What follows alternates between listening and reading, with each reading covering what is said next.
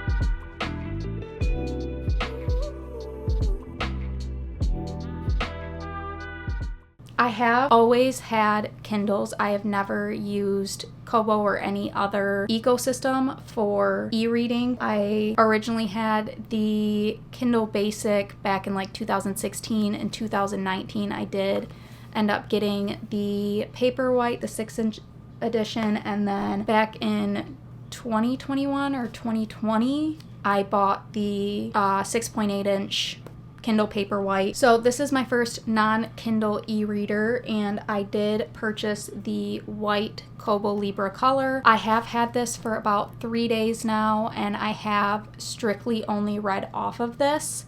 I have read for about 9 hours total on this, and I feel like as of now, I have a pretty good grip on this with my thoughts, my feelings towards it, what I truly think about it.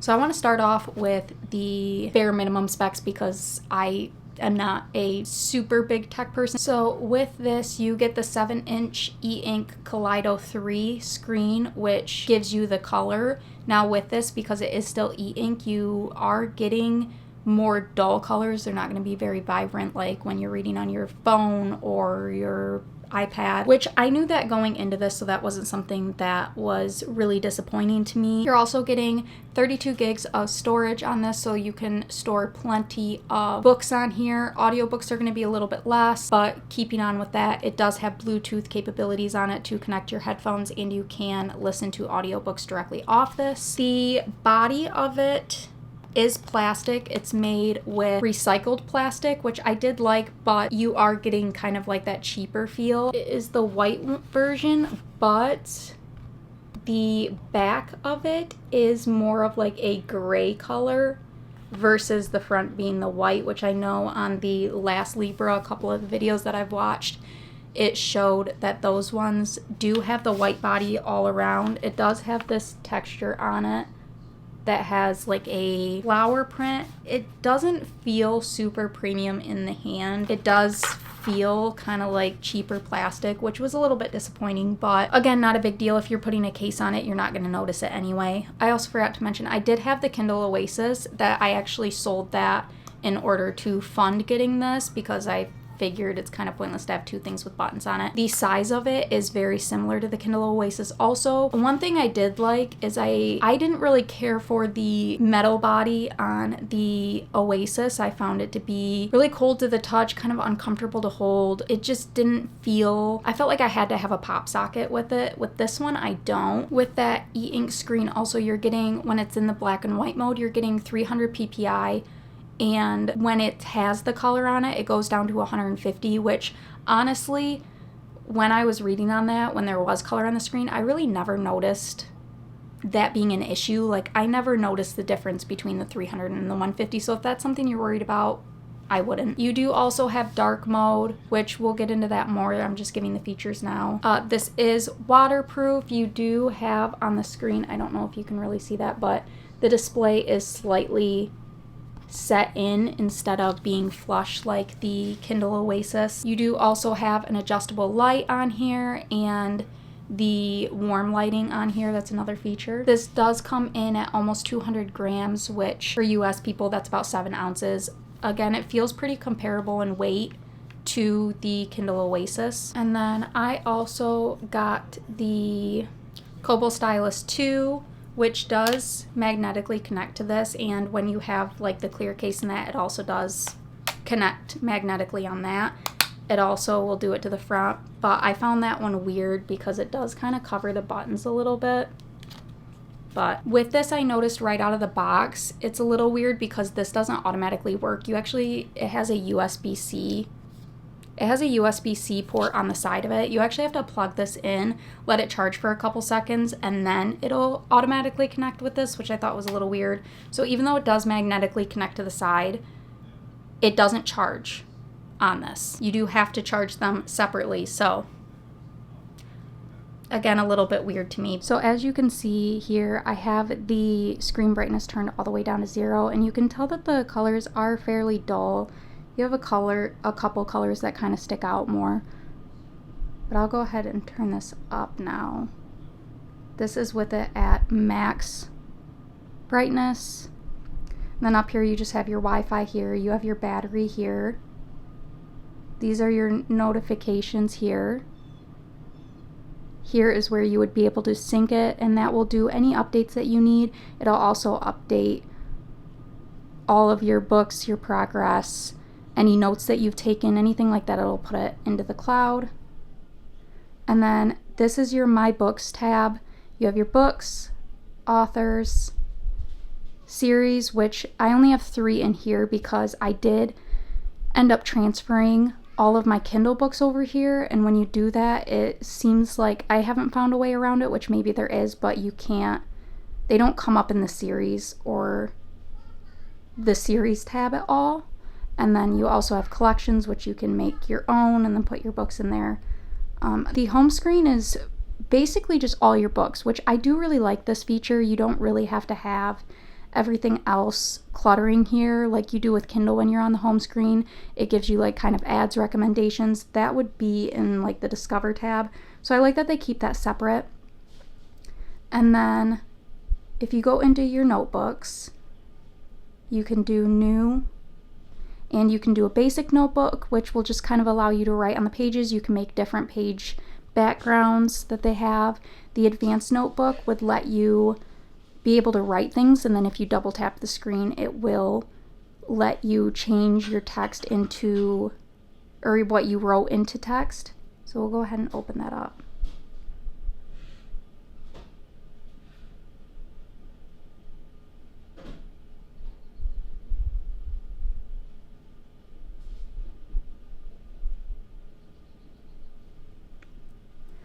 So there are different types.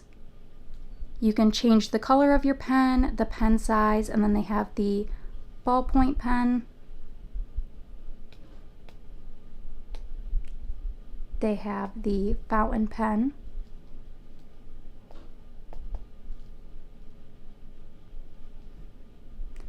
The calligraphy pen.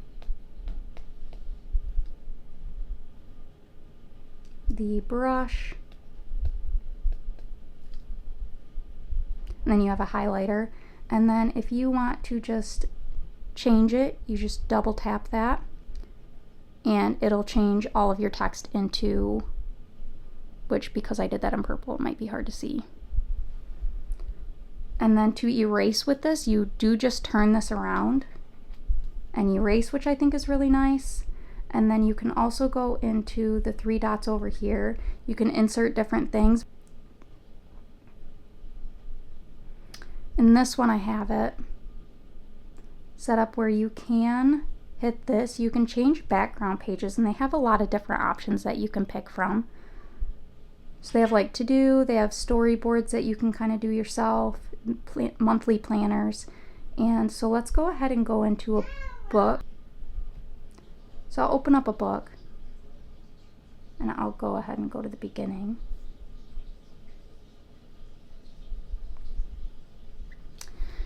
So with this, when you're on your books, you can change, again, the pen color. It's just one standard pen. You can't change between those pen options.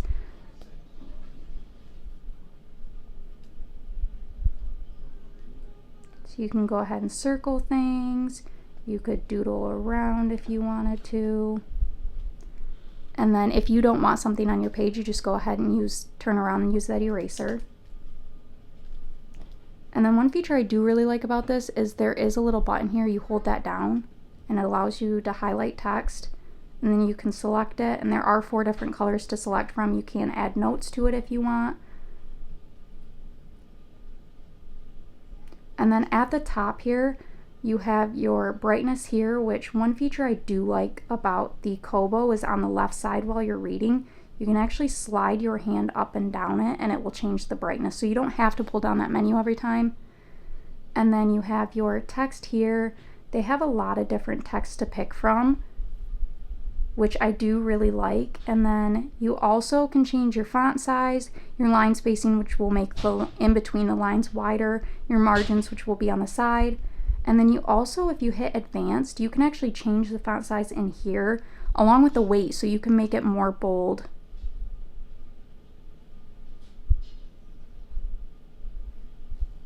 And as you can see, there is, I don't know if you guys can really see that, but there is a little bit of ghosting here.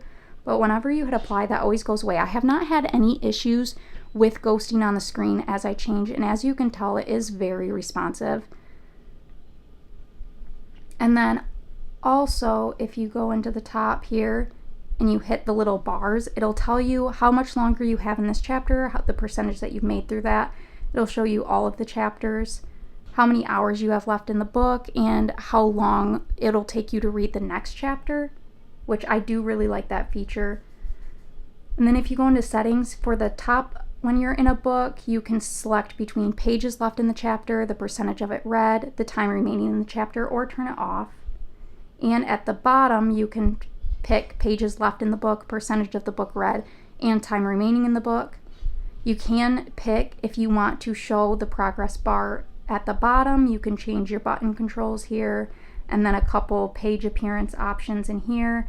If you want to select dark mode, it will show up dark on here, which this is kind of what it looks like if you're writing and highlighting on the dark mode.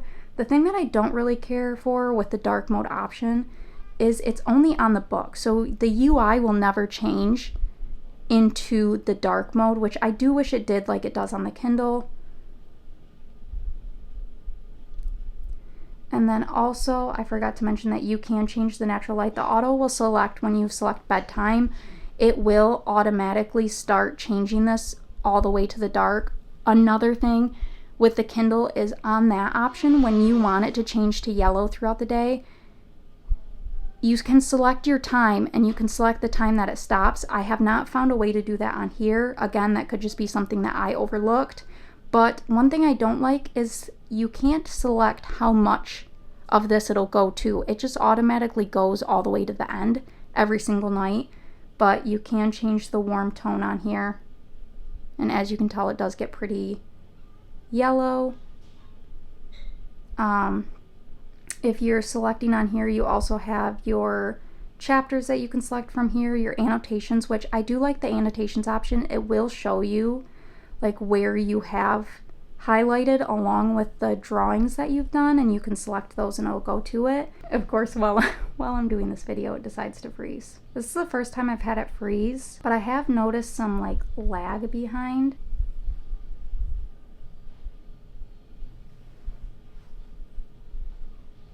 Okay, let's try that again.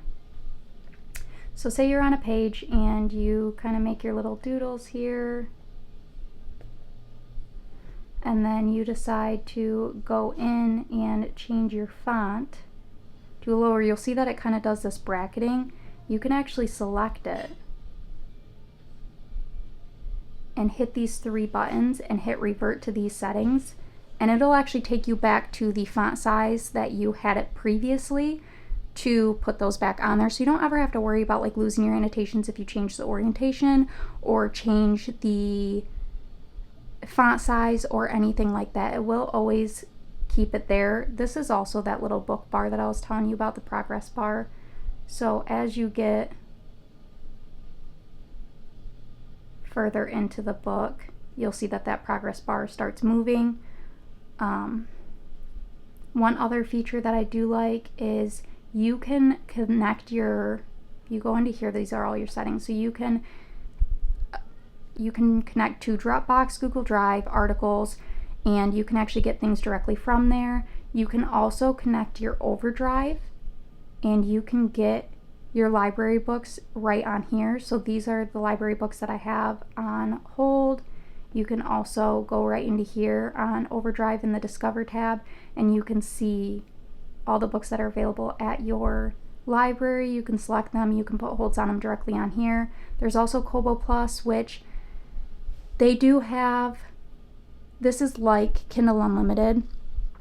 It is $9.99 a month if you want both ebooks and audiobooks, which they have about, when I last read on their site, I believe it was about 1 million books for Kobo Plus, versus Kindle Unlimited has over 4 million books that you can select from, and they have about 150,000 for audiobooks.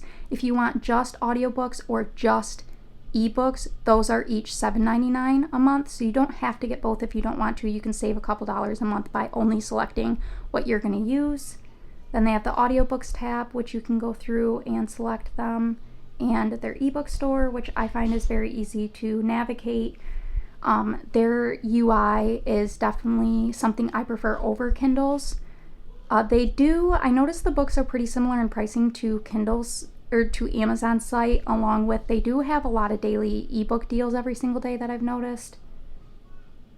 And then if you go back into your settings, you can actually click on activity. It'll tell you about how long you've read on the Kobo for, how many books you finished, and then up here is going to be the information of the last book that you opened. There's also beta features, so you can browse the internet, and I have seen, which I have tried it, I downloaded Manacled. You can go into the beta features and hit the internet browser, and you can go into like AO3, stuff like that. You can download them directly onto your Kobo and it will open it. And then you just have your settings all right through here. Another thing on here is I have gotten all of my Kindle books onto here, which I'll link a video that I followed along that made it very easy. You can use a program on your computer called I think it's called Calibre. I think that's Calibre. I think it's called Calibre. And you can get your books that you have purchased off of your Amazon account and get them sent onto here. There are quite a few steps that you kind of have to follow, so I'll link that video. I also had a little bit of issue with the program crashing on me every single time that I was trying to use it, and then I found in the comments somebody mentioned it in that same video that I'm going to link, that you just have to get the newer version of the plugin, and that fixed it for me, so I was able to get everything onto here, which I thought was very nice. You cannot do that with like Kindle Unlimited books. You can only do that with books that you have personally purchased, which that is completely legal to do. Oh, one feature that I also wanted to show that I like is when you're in the book, if you want to like take notes on their notebook app, or like keep track of different things, an easy way to get to it, because before I thought you had to hit here and sit back home, go to my notebooks, open it up, wait for it to open, and that just seemed like too much work to me that I wasn't going to use that feature. Let's go into this one. If you slide down at the top of the screen here, you'll see the recent things that you've been in. So you can select the book that you were in, it'll take you back to where you were, and then you could slide back down and you could reopen your notebook that you were just previously in. So that is a quick workaround to get back and forth. I'm still getting used to using the UI. With this screen, I'll actually grab my Kindle and do a side by side. So this is with, I'll do them both.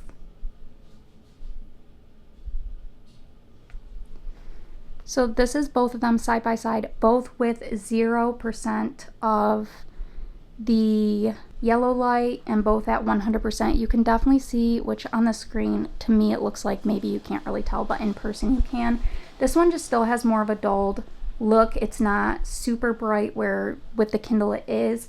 I do notice in person that you can see what I've seen a lot of people calling it is the screen door effect, and that's because of the Kaleido 3 screen technology to get those colors on there. It does give a little bit more feel of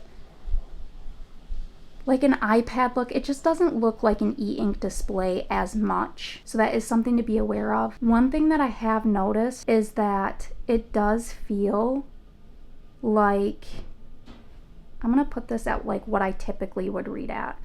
So I typically keep this at about an 8. I do typically keep this at an 8 with about a 7 for the lighting, for the yellow lighting. This is just what's typically comfortable to me. With this one, I do feel like during the day, when the direct sunlight is on it, it's not bad. I keep it at a 0. It's pretty nice to read on, but the biggest thing that I don't like is I do feel like I have to keep this kind of up to be able to see those colors better when I'm highlighting. So like this would be at 34%, which would be about, I think that's pretty comparable on the slider for brightnesses, about 35% to an 8 on the Kindle, and you can just definitely tell the brightness on them. So I do feel like I have to keep the brightness on this one up higher than I would on the Kindle to be able to see, especially when I want to see the colors like what I'm annotating. And so I do notice that the battery does go down faster than I expected it to. I knew that it was going to, just with the color e-ink display that is going to take more energy to run that. And I have charged this once. I charged it the first night I got it because it came at about 45 to 50% charged.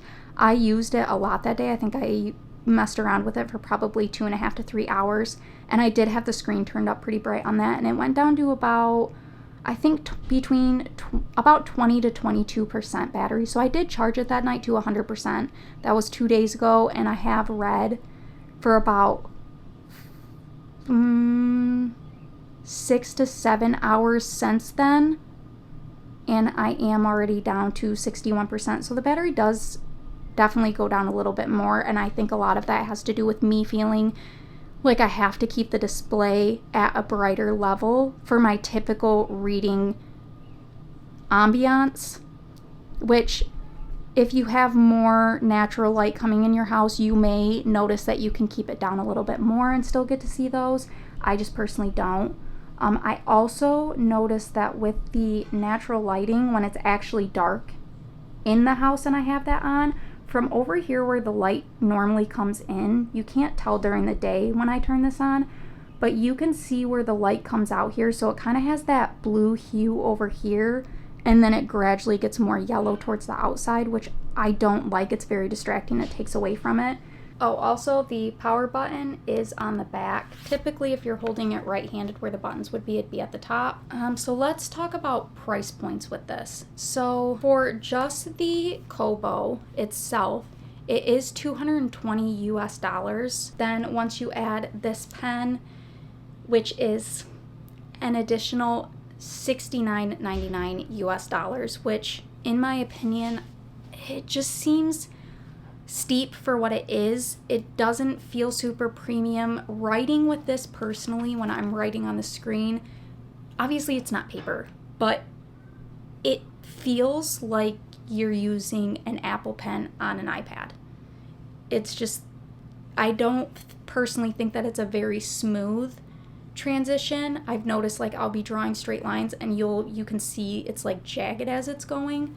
It's just a experience. I love being able to annotate on that. I am somebody who really likes to write in my books, so that was the biggest thing that sold me. I didn't really personally care about the color that much for the display of like, I don't read manga or anything like that, and I didn't really care about getting to see a colored display for my book covers. It was more of getting to write in color, but especially getting to write directly on the pages. I know with the Kindle Scribe you can write, but it's in like the sticky note format. You can't really write directly on the page, and I love being able to do that. So that was like a big thing that sold me on this, and I think it's a enjoyable experience. I don't know if I would gravitate towards saying it's like $300 worth experience, because with this being $220, this being an additional $70, and then if you want to get a case for it, they range, like the clear case from Kobo is $24.99 US. Their other two cases that are like the flip, they put the Kobo to sleep when you flip the cover over them, those are, I believe, $34.99 US. So adding on the extras with that adds up very quickly. And personally, I think if you're going to go the route of getting the Kobo Libra Colour versus the Kobo Clara Colour, which is the 6-inch, it looks more similar to this. I think that getting the pen is almost a necessity if you're going to go this route. Obviously, it's not fully a necessity, but in my opinion, if you're going to go this route, I think that getting to write directly on the page is kind of what makes this whole entire experience. I have been seeing on TikTok, I don't know personally because I haven't bought it, there is an alternative that comes in white, because this pen does only come in black. That does come in white, that is like a Bluetooth pen that does work with this. I did not look into the pricing, but I saw people say that it was way cheaper than this, so if that is something you're interested in, that's another thing you could look into. But all in all, after using this for 3 days, I don't think that this is going to be something that I end up keeping for myself. I have really enjoyed the experience, but with that screen door effect, I have noticed I've been getting headaches when I read with this versus when I would read with this. But that just may be a me thing from getting the headaches. I have only seen a couple other people talk about that. But overall, if you don't have an e-reader yet, I think this would be a really good place to start. But for me personally, since I have always been on Kindle, I do read a lot of Kindle Unlimited books. I can't really justify the price point of going from this to this. There are definitely a lot more book options on the Kindle. And like I said, with just the screen reading, I prefer this e-ink display over the color e-ink display. Maybe in the future they may come out with something a little bit more advanced that maybe lessens that screen door effect on it, because that just makes it feel more like I'm reading on my iPad. That's mainly the feeling that I got, is like I had my iPad and put like those paper-like screen protectors on it. That's what it feels like. And I've definitely noticed getting headaches and stuff, so that is something to be wary of. If you are more apt to getting headaches with your iPad, that may be something that happens to you. But overall, I think that I will be returning this, unfortunately. This was something that I was so excited for. I could not wait to get my hands on it. So I am a little bit disappointed with that. But yeah, if you have any other questions that I didn't really cover, let me know down below. I will make sure to respond to those and answer as best as I can. Okay, so I wanted to do a little bit of like a final update for this.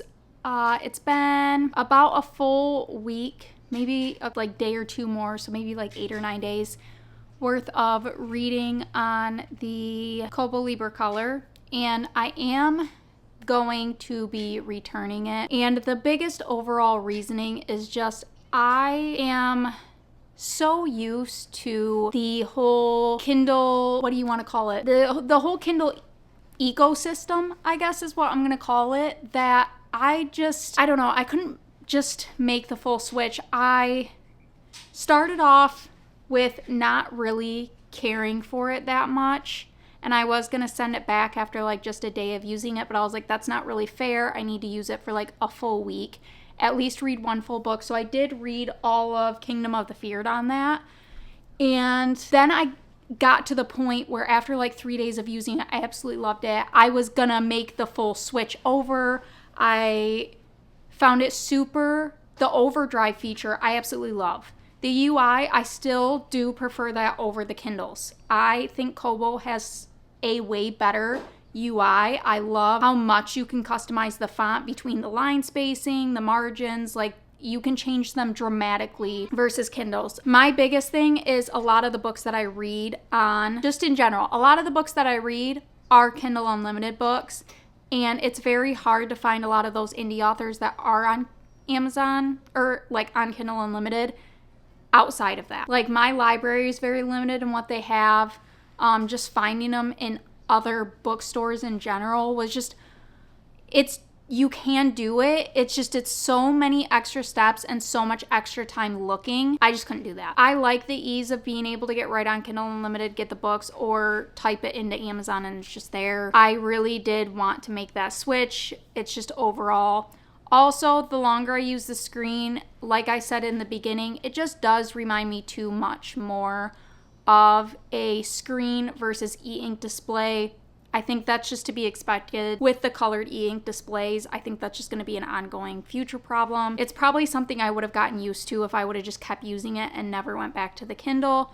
But I just overall couldn't justify paying the almost $300 total by the time you get the device, the case, the stylus, which I did order the like $25 dupe on Amazon and it did work. So if you don't want to spend that $69.99, that is a really good option that you could go with, which I will link that down below. I think maybe if Kobo had more of those like indie authors that I really enjoy reading, it'd be a game changer. Or if it was just easier to find those and not have to go onto a computer, Google the book, find a site, buy it, transfer it over to it. It's just too many extra steps that I just am honestly at the end of the day way too lazy to do. I think if you read a lot of graphic novels, manga, things like that do have the color display, I think that this is a really good option for you. If you do have a Kindle already, especially if you have like the newer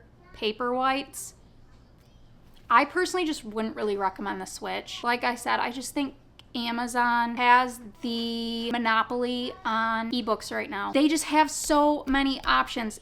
On Kobo's site, I believe it's 4 million. They say they have like over 4 million ebooks and audiobooks, or maybe it's 6 million, but then you get on Amazon and it's like, just for Kindle Unlimited alone, it's like over 3 or 4 million books that Amazon has, just for Kindle Unlimited. It really bums me out because overall, I did absolutely love getting to annotate on those pages, and that is the biggest thing that had me being like, well, is it really that big of a deal to do like the extra steps? Because like I really enjoyed that, and trying to read on my Kindle again, even though I only used that annotating feature for like a week, I find myself like muscle memory reaching for the stylus on the side to start writing.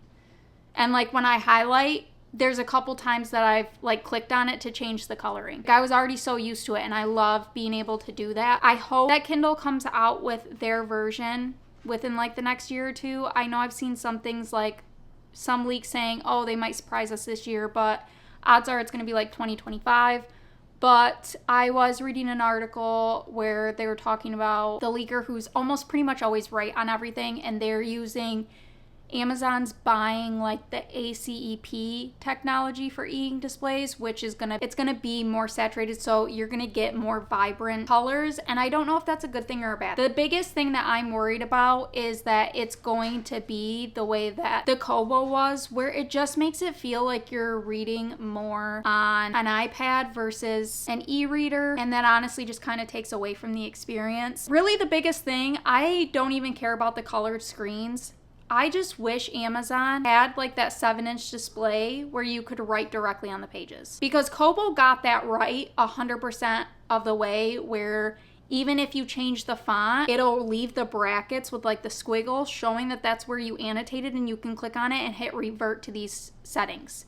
And it'll put it back to the way that you had the font before so you can see it again. So if Amazon could just do that, I'd be so happy. I would prefer having the black and white screen, but being able to write directly on the screen and like underline and kind of doodle. I loved being able to do that. So yeah, overall, it just, feel free to ask all the questions you want. I'm going to try and answer pretty much all of them that I can. Like I said, I will be linking that video down below that I watched for the Calibre or Caliber, whatever it's called. I'll also link that pen that I got on Amazon, which is the person, I can't remember their channel name. The person that made that video is also how I found out about that pen. And it, like I said, it did work, so really good alternative. That is all I have for you today. Thank you so much for watching. I really appreciate it. Make sure to subscribe to stay up to date for all my future videos, and I hope to see you in the next one. Bye!